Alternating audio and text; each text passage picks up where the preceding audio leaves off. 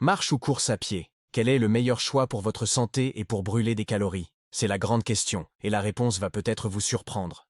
On pense souvent que pour être en forme, il faut absolument courir, transpirer à grosses gouttes et être au bord de l'épuisement. Mais est-ce vraiment le cas? Décortiquons ça ensemble. Commençons par la dépense énergétique. C'est vrai, sur une même durée, la course à pied brûle plus de calories que la marche. Par exemple, une demi-heure de course peut brûler environ 300 calories, alors qu'une marche rapide en brûlera à peu près 150. La course est plus intense, donc logiquement le corps puise plus d'énergie. Si votre objectif principal est de perdre du poids rapidement, la course semble avoir un avantage.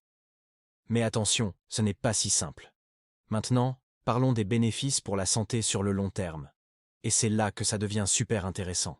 Des études ont montré que, pour réduire les risques de maladies cardiovasculaires, d'hypertension ou de diabète, la marche rapide est tout aussi efficace que la course à pied.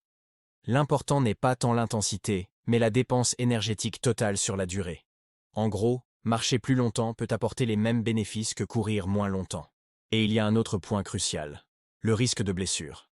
La course à pied est un sport à fort impact. Les genoux, les hanches, les chevilles, toutes vos articulations sont mises à rude épreuve. Le risque de tendinite, de fracture de fatigue ou de douleurs articulaires est bien plus élevé qu'avec la marche. La marche, elle, est beaucoup plus douce pour votre corps. C'est une activité que l'on peut pratiquer tous les jours, à tout âge, sans matériel spécifique et avec un risque de blessure quasi nul. Alors, que choisir? En réalité, il n'y a pas de mauvaise réponse. Le meilleur exercice, c'est celui que vous pratiquez régulièrement. Si vous adorez la sensation de vitesse et le défi de la course, foncez. Mais écoutez votre corps et n'oubliez pas les jours de repos.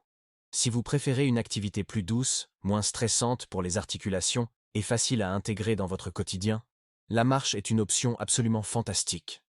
Vous pouvez même alterner les deux. Une sortie de course le week-end et de la marche rapide en semaine. L'essentiel est de bouger, de prendre du plaisir et de rester constant. Votre corps vous remerciera, que vous soyez marcheur ou coureur.